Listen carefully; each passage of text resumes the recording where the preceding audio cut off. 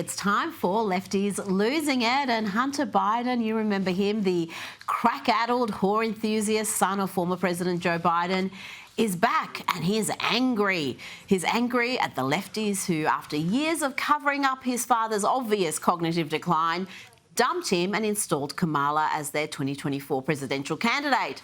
And that includes Hollywood actor George Clooney, who penned a New York Times piece calling for Biden to step down after that disastrous debate with President Trump. Well, Hunter, who you'll recall scored an unconditional presidential pardon, sat down for an interview with Channel 5 and he let Clooney have it. The left are turning on each other and it's glorious. Him, and everybody around him. I don't have to be nice. Number one, I agree with Quentin Tarantino. George Clooney is not a actor. He is a I don't know what he is. He's a brand. And by the way, and God bless him. You know what? He supposedly treats his friends really well. You know what I mean? Buys them things. And he's got a really great place in Lake Como. And he's great friends with Barack Obama. You. What do you have to do with anything? Why do I have to listen to you? What right do you have to step on a man who's given 52 years of his life to the service of this country and decide that you, George Clooney, are going to take out basically a full-page ad in the New York Times to undermine the president at a time in which, by the way, what do people care about the most? Why do you think that the Republicans have an advantage over us? Because they're unified. They will go along with anything. I wasn't asking anybody to go along with anything. I was asking people to go along with this. The most successful administration in my lifetime. Wow, he may still be high if he thinks the Biden administration was the most successful administration in his lifetime. And he wasn't done yet with George Clooney. And here he admits what we have all suspected, that Clooney was acting on the behest of Barack Obama. You know what George Clooney did?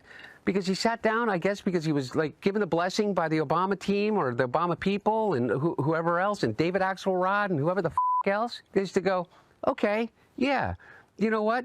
We are going to insert our judgment over yours. Me, and James Carville, who hasn't run a race in 40 years. And it's not just George Clooney, James Carville or Team Obama that Hunter is upset with.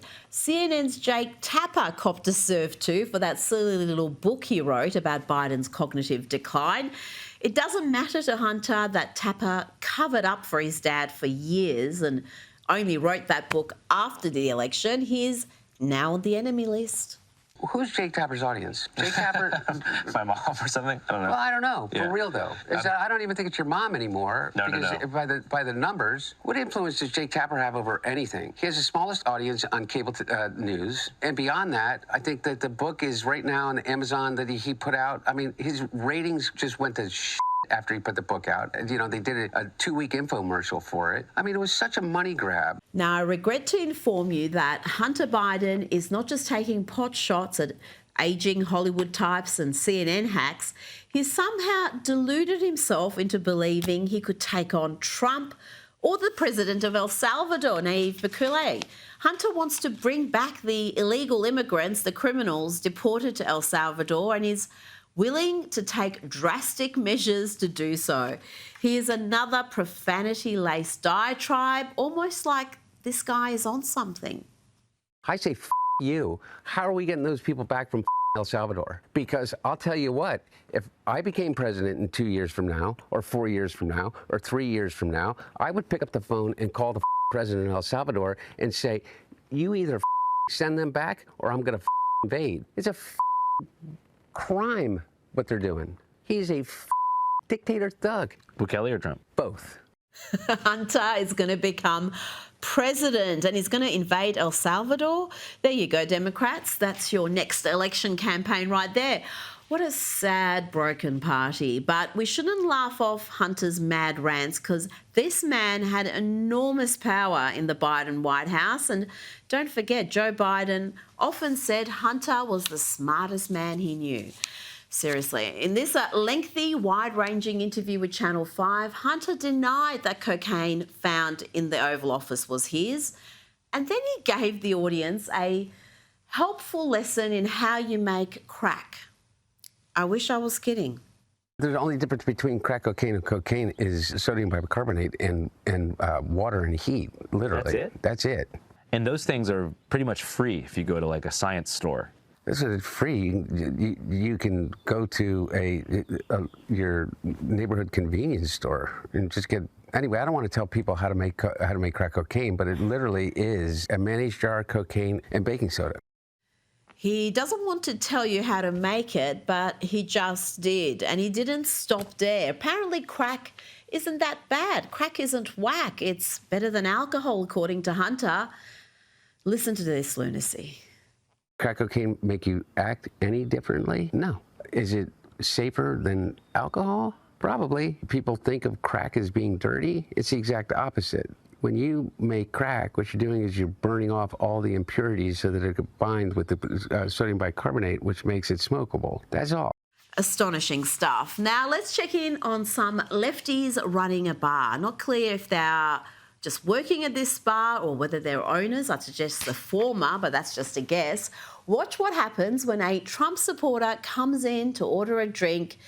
Watch how these so-called tolerant, progressive, love is love lefties react. I have a question. No, we're not answering Why? questions. Get out of the car. Why? Because you're a Trump supporter. I know, but don't you guys want our money? No, actually we don't. Get out of my bar right now. You're not welcome. I'm not f***ing around. Get out of my bar. Are you serious? I'm dead serious. Out. Because I'm wearing a Trump Yes. vest. That's wild. I don't care. Get out. We can call the police, or you can just leave. You know this is like discrimination, right? Oh, boo-hoo. Boo-hoo. Get out of my bar. Now, I have to say, I've missed the mad rants of sacked MSNBC host Joy Reid. She was an ever-reliable source of lefty losing it content, and I'm happy to report she's back with another unhinged diatribe aimed at, you guessed it, Trump supporters. Trump has those kind of voters. They are dedicated to him personally. They care more about him being happy than them being happy. They care more about him having what he wants than them having what they want. They will give up their health care. They will let their daughters be destroyed. They will let their families be destroyed. They will do. There's nothing he can do. He can drown them in Texas. He can take away their FEMA. He can do anything he wants to them. Joining me now is comedian and host of Primetime with Alex Stein on Blaze TV. Alex, Joy Reid, what she said there about Trump voters letting their loved ones drown, I'd say it's a new low for her, but I've said that before and she always manages to sink further.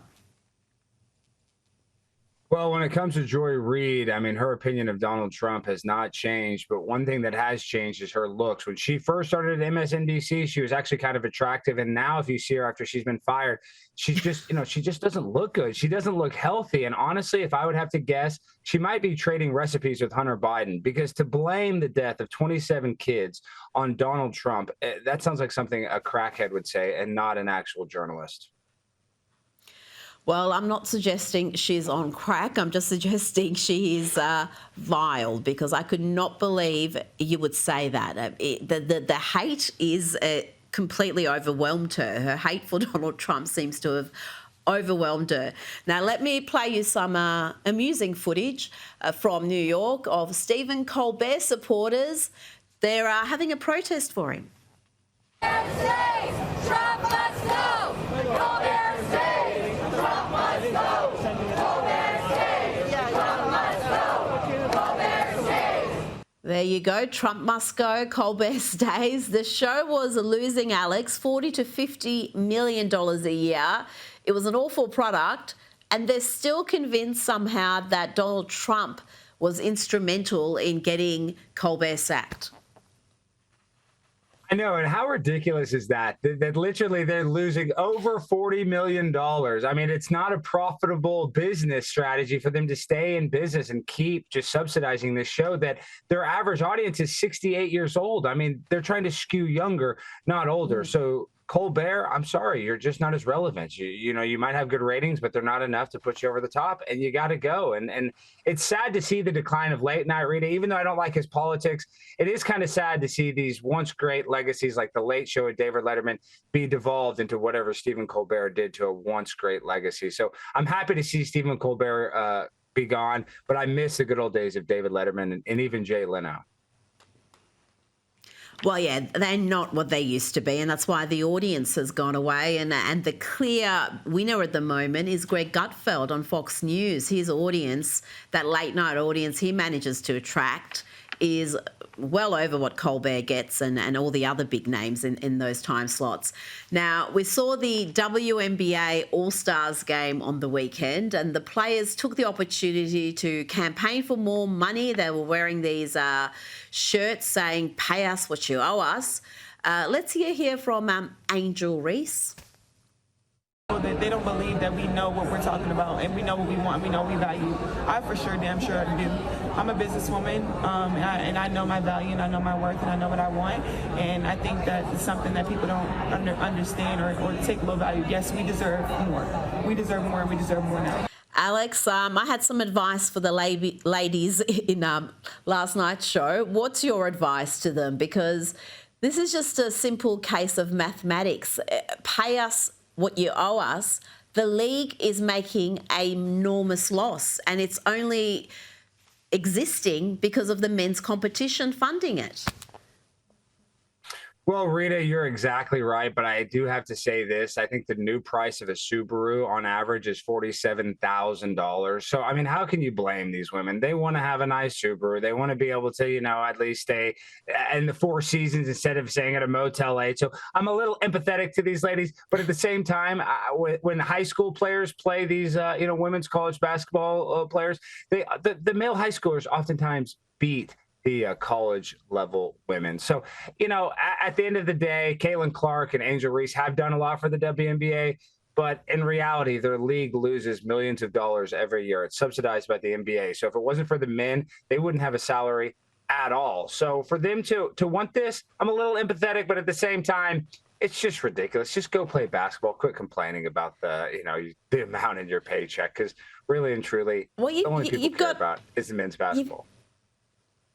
You got to have a product that people want to watch, and we shouldn't feel too sorry for the stars, because Caitlin Clark may only be earning a relatively small sum for playing in the WNBA, but she's earning millions. Literally, I think last year was around 11 million in endorsements. So she's doing very well for herself.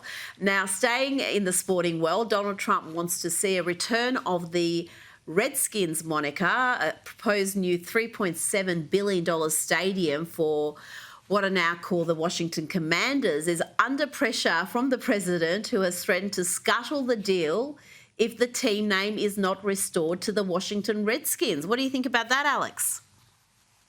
Well, Rita, people accuse me of being anti-LGBTQ, which is impossible because I'm a Dallas Cowboys fan. And the Dallas Cowboys, one of our biggest rivals, is the Washington Redskins. And the reason why this is so important, though, Rita, the first African-American quarterback to ever win a Super Bowl was in 1988, a guy by the name of Doug Williams, and he was a Washington Redskin. And now they do not go and play those old clips because the NFL doesn't want to, show the Washington Redskins' old logo. So by changing the name, they literally whitewashed the first African-American to ever win the Super Bowl. So this is ridiculous. It's always Cowboys versus Redskins, not Cowboys versus Commanders. So I'm happy Donald Trump is actually putting his foot down. And I hope he really does withhold the new stadium for them to change back to the Redskins, because it's ridiculous. This is a legacy. This is NFL. This is what America is all about. We've run out of time, but thank you so much for joining me tonight.